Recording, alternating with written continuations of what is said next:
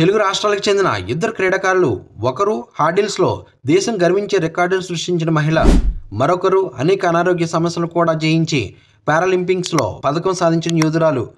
వీరి ప్రయాణం ఎలా ఉందో, వీరి పడ్డ కష్టం మరియు పట్టుదల వీరిని ఎంత విజయవంతం చేసిందో తెలుసుకోవాలనుకుంటున్నారా? మన తెలుగు తల్లి గర్వించే జ్యోతి ఎర్రాజీ మరియు దీప్తి జివాంజీ గురించి ఈ వీడియోలో తెలుసుకుందాం.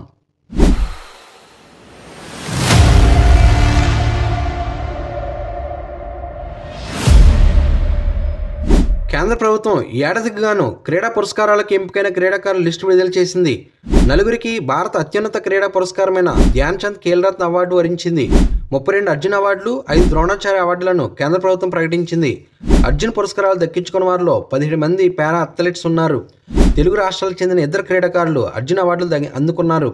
ఇందులో విశాఖపట్నానికి చెందిన అథ్లెట్ జ్యోతి ఎర్రాజీ, వరంగల్ జిల్లాకు చెందిన పారా అథ్లెట్ జివాంజీ దీప్తులు ఉన్నారు. విశాఖపట్నంకు చెందిన సూర్యనారాయణ కుమారి దంపతుల కుమార్తె జ్యోతి ఎర్రాజీ.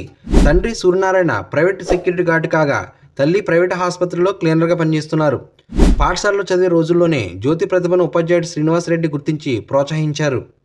రాష్ట్ర స్థాయి హార్డిల్స్ పోటీల్లో 2015లో బంగారు పథకం సాధించడం ద్వారా జ్యోతి వెలుగులోకి వచ్చింది. ఆ తర్వాత 100 మీటర్ల హార్డిల్స్లో దేశంలోనే ఫాస్టెస్ట్ ఉమెన్ అథ్లెట్గా రికార్డు క్రియేట్ చేసింది.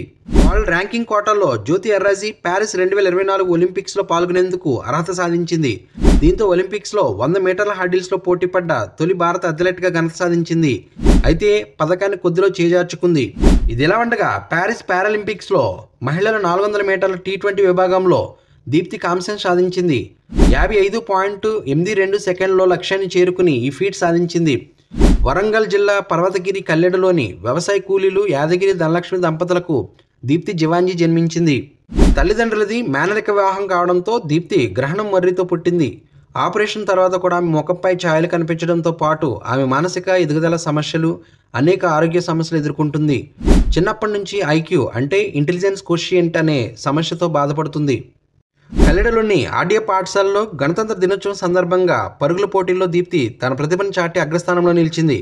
పాఠశాల పీఈటీ ఆమె ప్రతిభను గుర్తించి జిల్లా స్థాయి పోటీలో పాల్గొనేలా చేశారు. హన్మకొండ జేఎన్ స్టేడియంలో జరిగిన ఈ పోటీలను అంతర్జాతీయ అథ్లెటిక్స్ కోచ్, ద్రోణాచార్య పురస్కార గ్రహీత నాగపురి రమేష్ ప్రత్యక్షంగా వీక్షించి ఆమె రాష్ట్ర స్థాయి పోటీలో పాల్గొనేలా ప్రోత్సహించారు. ఆ తర్వాత తన ప్రతిభను మరింత రాటు తేల్చిన దీప్తి ప్యారిస్ పారాలింపిక్స్లో భారత్కు పథకాన్ని అందించింది. చెస్లో దొమరాజ్ గుకేష్, హాకీలో హర్మన్ ప్రీత్ సింగ్, పారా అథ్లెటిక్స్లో ప్రవీణ్ కుమార్, షూటింగ్లో మనుబాకర్లు మేజర్ ధ్యాన్ చంద్ ఖేల్ రత్న అవార్డుకు ఎంపికయ్యారు. వీరందరికీ జనవరి 17న రాష్ట్రపతి ద్రౌపది ముర్ము చేతుల మీదుగా అవార్డుల ప్రదానోత్సవం జరగనుంది. ఈ అవార్డులు క్రీడాకారుల కృషికి నిలువెత్తు సాక్ష్యం. ప్రతి అథ్లెట్ విజయగాథల వెనుక అద్భుతమైన కృషి, ఆత్మవిశ్వాసం, పట్టుదల ఉంటాయి. వీరి గాథలు మనందరికీ ప్రేరణగా నిలుస్తాయి.